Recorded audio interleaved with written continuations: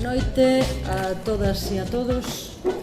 É un placer para min estar hoxe aquí pois presentando esta xornada sobre a renda básica universal, cando o grupo que está traballando aquí en Compostela falou comigo para ver a posibilidade de facer unha xornada como esta, pois pareceume que era unha iniciativa que moi interesante para o grupo da Esquerda Unitaria Europea, Esquerda Verde Nórdica, que é o grupo no que eu estou encuadrada no Parlamento Europeo.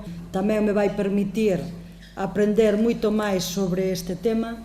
Sabedes que no programa electoral era unha das reivindicacións que levabamos, que estivemos planteando durante a campaña e que temos idea de traballar a nivel europeo para facer avanzar a conciencia e tamén os apoios cara a unha posible iniciativa para establecer a renda básica universal a nivel europeo. Decir que por o momento non hai os apoios suficientes, que estamos traballando noutra iniciativa e que foi tamén ampliamente consultado cos compañeiros e compañeiras da Alternativa Galega de Esquerda en Europa, aquí a nivel galego, que están traballando a cuestión da renda básica, que, a nivel do Parlamento Europeo planteouse, por parte dunha asociación que se chama Asociación de Víctimas do Paro, planteouse a posibilidade de unir forzas ou buscar consensos cara a establecer algún tipo de apoio nesta situación tan dramática na que estamos, non? Agradeceros a todas e a todos a vosa presencia neste acto, agradecer tamén a colaboración e o financiamento do Grupo da Esquerda Unitaria para a organización de estas xornadas, que nos pensamos que van a servir para un dos obxectivos que temos como colectivo de renda básica universal en Compostela, que é difundir, dar a coñecer, estender o debate sobre a proposta de renda básica universal, clarificando aqueles aspectos que poidan resultar máis novidosos ou máis difíciles de entender para moita xente. Somos un grupo que estamos a nivel individual, pertencemos a diferentes organizacións e entidades, pero que todas elas, evidentemente, defenden o dereito á renda básica universal, pero estamos, a nivel individual. Vos animo aos que queirades da zona de Compostela pois a participar destas reunións. Como vos decía antes, comenzamos a reunirnos antes do verán e últimamente casi todas as semanas nos reunimos para artellar iniciativas de difusión, de extensión da poboación, de debate da renda básica, e tamén estamos colaborando especificamente na campaña de recollida de sinaturas para a presentación da iniciativa legislativa popular que vai a ter lugar xa no próximo mes de decembro no Parlamento Español. ¿Qué ha ocurrido también se refería Eva en la presentación, qué ha ocurrido en los últimos meses sobre la renta básica? Pues ha ocurrido que se ha convertido en una propuesta social en la que se está hablando en televisión, en distintos medios de comunicación. La renta básica, por definición, es acumulable a otras fuentes de renta, con lo cual tú no tienes que esconder tienes que elegir entre una fuente de renta u otra. Es decir, es un mínimo. La renta básica es, a veces se ha dicho, un suelo a partir del cual cada uno, en función de la edad, de sus conocimientos, de sus ganas, de su salud, de lo que sea, pueda elegir qué otras cosas puede querer ganar. Muchas veces cuando una persona no está recibiendo ningún tipo de remuneración monetaria a cambio, hay mucha gente, algunos economistas por supuesto, que lo equiparan a no hacer nada. Con lo cual es evidente que la inmensa mayoría de mujeres están condenadas a no hacer nada, Son gente que, como no cobra ningún tipo de remuneración, si es que no trabaja, claro, en el mercado laboral, pues no hacen absolutamente nada.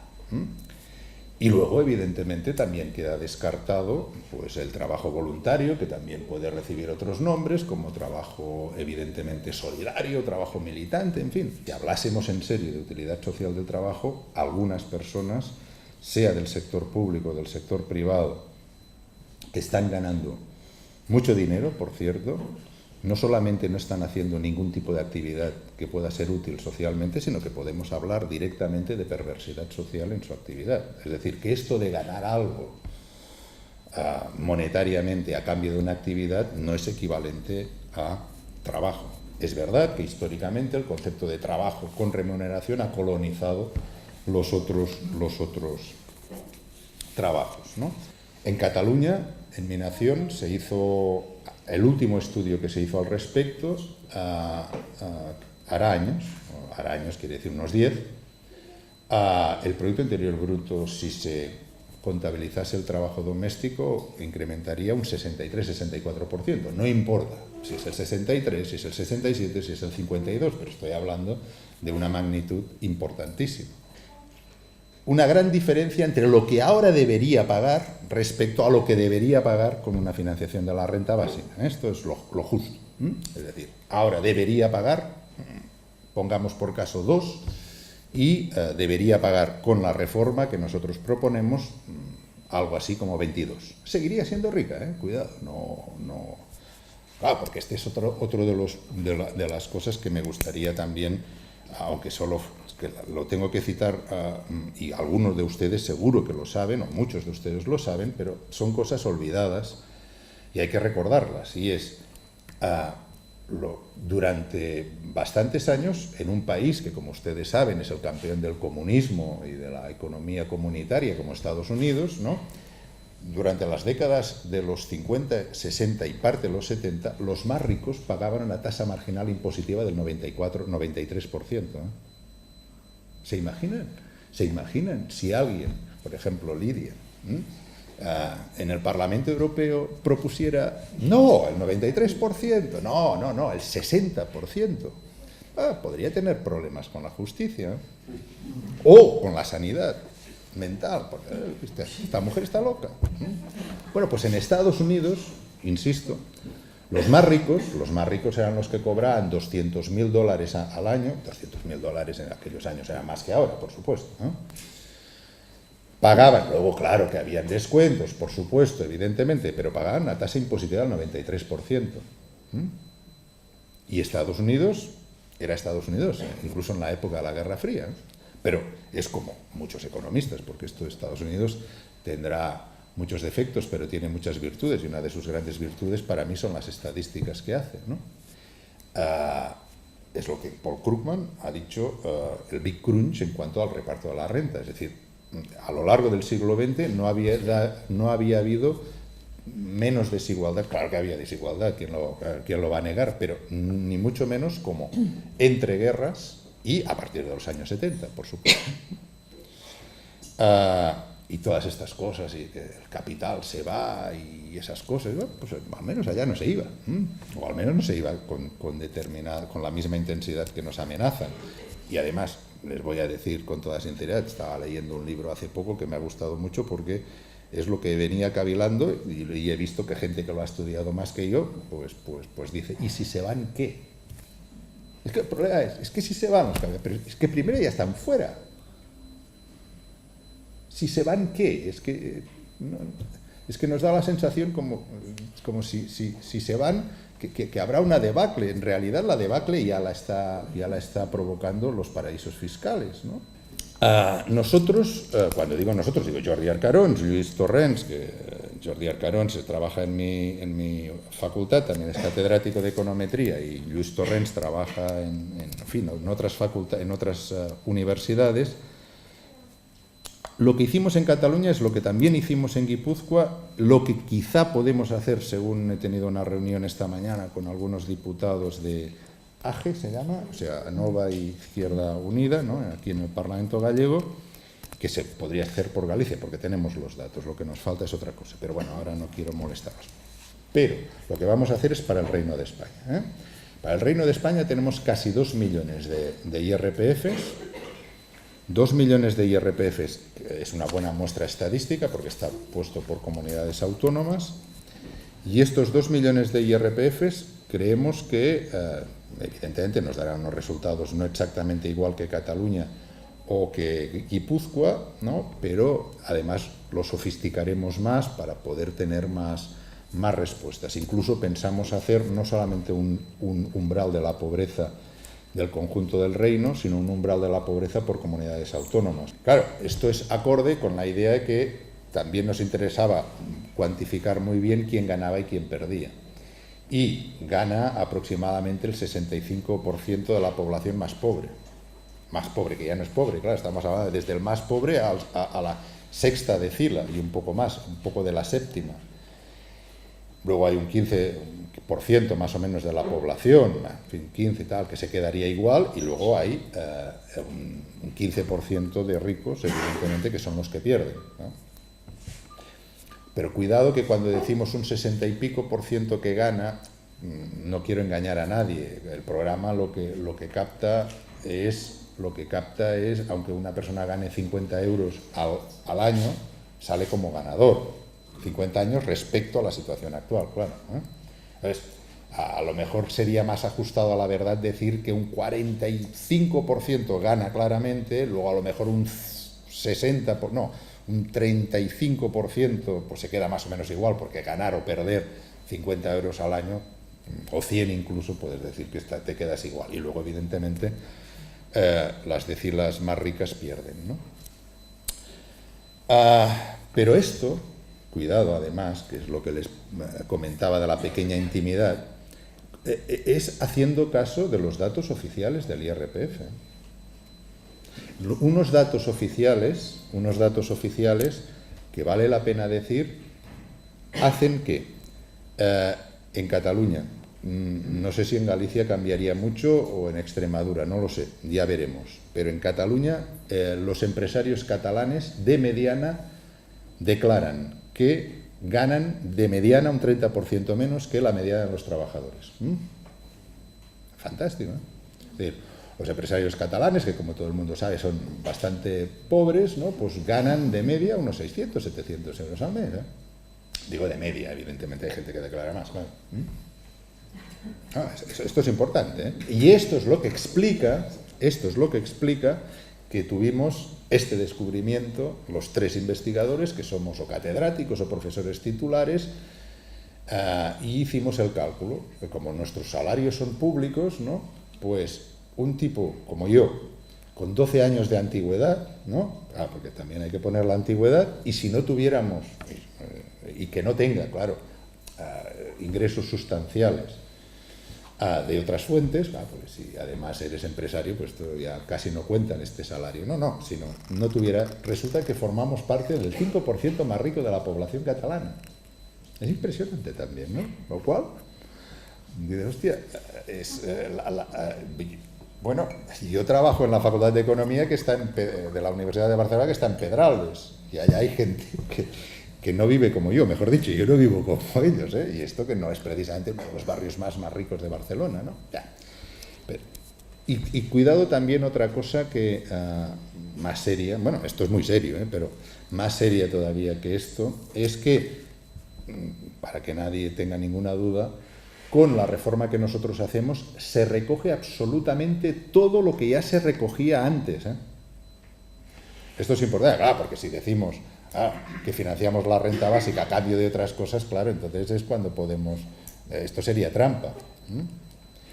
Cuidado. Quiere decir que aunque algún economista, y no precisamente de derechas, siempre viene diciendo, aunque si yo se lo repita 1000 veces, que no sacamos ni un céntimo de la sanidad ni de la educación pública, no sacamos ni un céntimo, tampoco sacamos un céntimo de cosas que sacaríamos a gusto, ¿no? Como de la Casa Real, por ejemplo.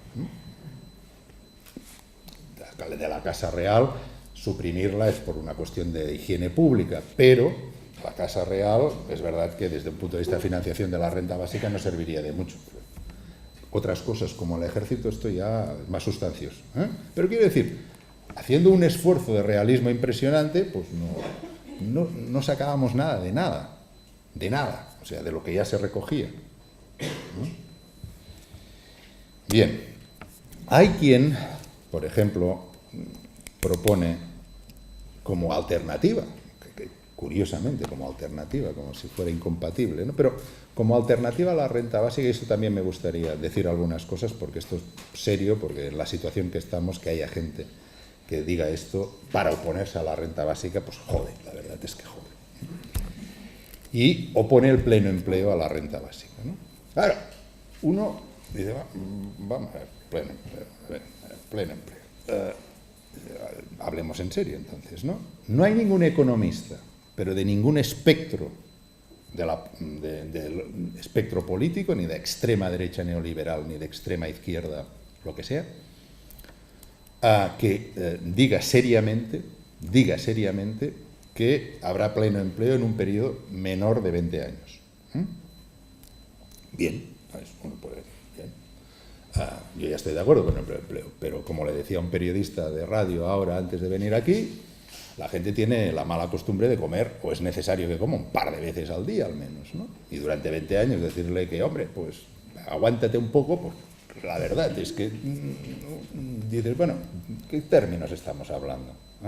Entonces, mientras llega el pleno empleo, que de esto también hablaré un poquito, mientras llega el pleno empleo, ¿por qué se está convirtiendo en una propuesta la renta básica que pone tan nervioso a la derecha, o pone tan nerviosa a la derecha? Porque es una propuesta que, si enseñas los números, pues puede perfectamente ser una propuesta para pasado mañana, en la que la inmensa mayoría de la población, con una situación realmente precaria debido a, no a la crisis, sino a las políticas económicas que se han puesto en marcha con la crisis, ¿no? Pues claro, es una solución casi inmediata.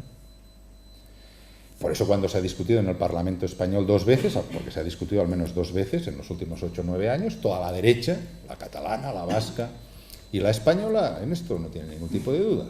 Unificarse, ven mucho mejor que la izquierda las potencialidades de la renta básica y por eso están en contra. La izquierda no, la izquierda pleno empleo, trabajo garantizado, en fin, la renta básica tiene problemas, está bien, somos así, ¿no? Pero la derecha lo ve clarísimo. La idea esta de dar algo a cambio de nada no solamente es de la extrema derecha neoliberal, también es de los sindicatos, por razones más o menos similares, ¿no? Aunque las motivaciones sean diferentes. Claro que hay algún sindicato que sí que está a favor de la renta básica. Cuando se ha debatido en parlamentos, porque creo que captan muy bien lo que una vez me dijo un dirigente de la patronal catalana, que además es profesor de teoría económica, que era un programa, es igual cuando me lo dijo, pero me dijo, no, ya hace años, no, si esto de la renta básica es una cosa que seguramente no es cuestión de números, porque se hacen números y sale, pero el problema es que los trabajadores tendrían un poder de negociación que ¿para qué se lo vamos a dar? Captó claramente el problema. Es cierto que la renta básica se puede financiar de distintas, no de muchas, pero de distintas maneras. Una de ellas sería, por ejemplo, decir, bueno, pues todo lo que va a sanidad y educación pública fuera y una renta básica. Claro, yo sería el primero que diría, no, yo no estoy de acuerdo, entendámonos. Pero, por ejemplo, nuestra propuesta es completamente injusto decir que debilitamos o adelgazamos el Estado, que de lo que se trata es que todo lo que sea monetario público, nadie pierde. Es decir, nadie puede decir con la renta básica, es que la renta básica me quita. No te quita nada. Lo que pasa es que si es superior a la renta básica no ganas. En nuestro modelo es que usted seguiría cobrando los 700 porque cobra más que la renta, que lo que sería la renta básica, pero su mujer, que no tiene nada ahora, cobraría 600 y pico euros y su hijo, que es mayor de edad, también, su nieto, 600 y pico. Pero usted no se preocupe, si quiere renunciar, renuncia. Es que esto... bueno, pero estamos hablando de esto.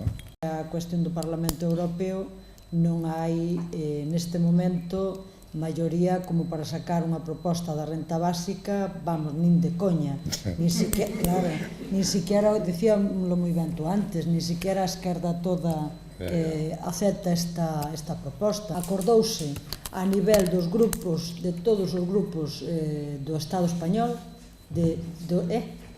Sí, o PP foi a última reunión, sí.